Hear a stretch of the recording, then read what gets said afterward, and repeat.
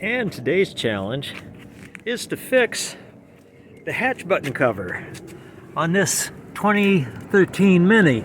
If you notice, there really isn't a hatch button cover anymore involved in this particular vehicle. You can still push the button here and release it. It's available.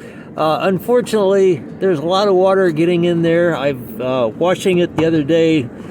The extra water up here managed to trigger the release, so I can't have that. So basically, luckily, it's one of the things you can go online, get for under 10 bucks delivered, a new cover. So let's get this one on. I've never seen it done, but I'm just about to figure it out.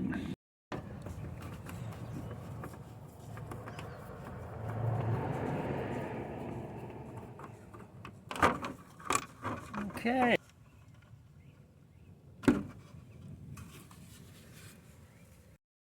Okay, and when you're looking at it, there's no obvious clues about what's going on there, but this is where you can take the new part and you can pretty much figure out.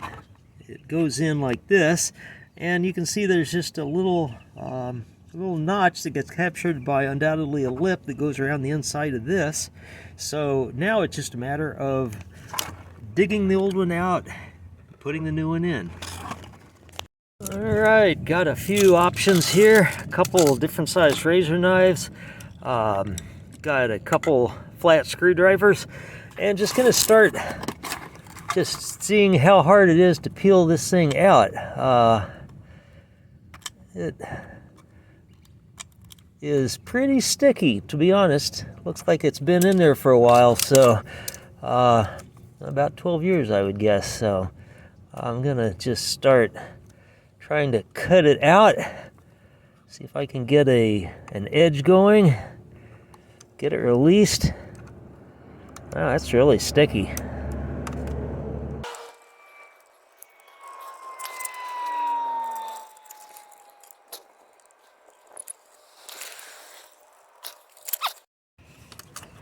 Well, it's coming off. It's just an ugly process, to be honest. It's going to take a while to clear all the old plastic off of the mechanism and get it freed up to the point where the new one will slide on. So I won't make you watch all that. It'll be boring.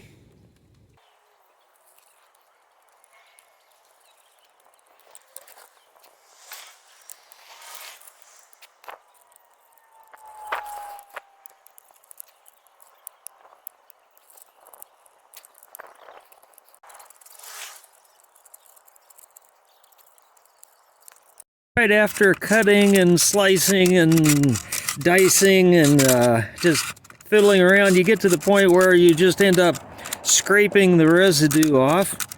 And when you're done, and I don't know exactly how clean I need to be here, but when you're done, you're going to have a ridge that corresponds to that slot in the new cover, and presumably it will just slide in to this new, the new cover will slide in, and the slot will be captured by this ridge all the way around once it's clean enough.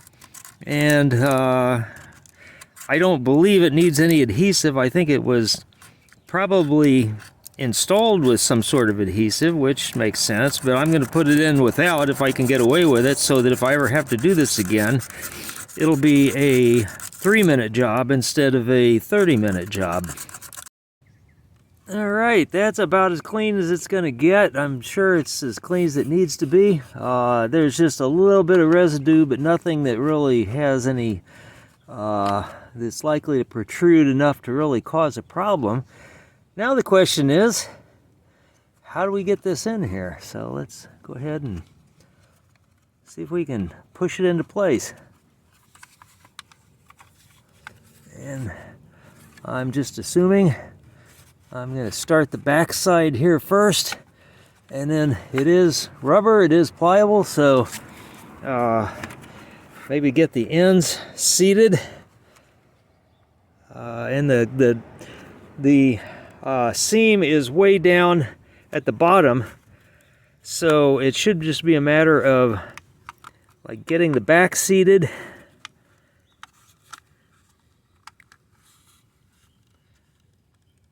Then squeezing in the front.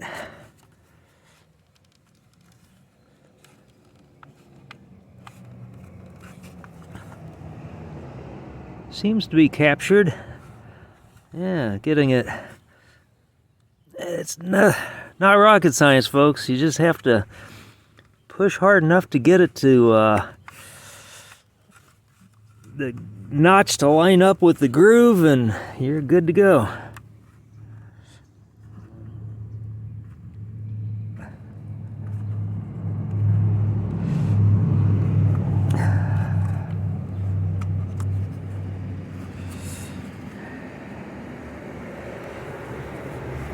All right, I believe that's in there. That's it was designed to stick up a little bit more in the back.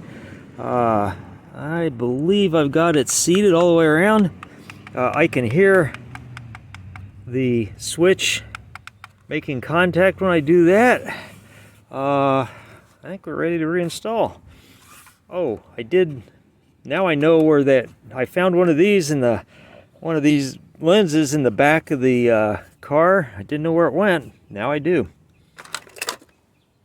Alright, that's better. Now let's install it. Okay, now with the rubber in place, the next trick is I would plug in the connector. Make sure your plug is fully seated. Test the operation of the tailgate a few times, and you're ready to get this thing installed. So now flip it around, push it in, and start putting the screws in one at a time. And don't tighten any of them down until you get them all inserted.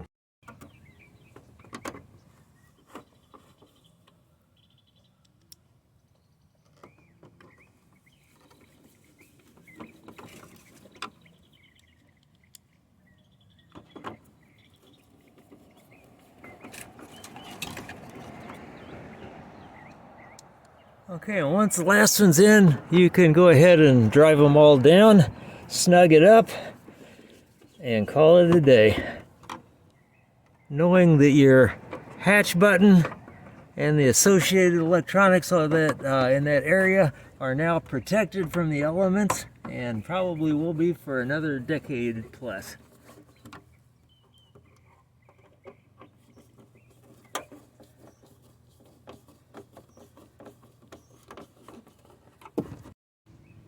And lastly, make sure it still works.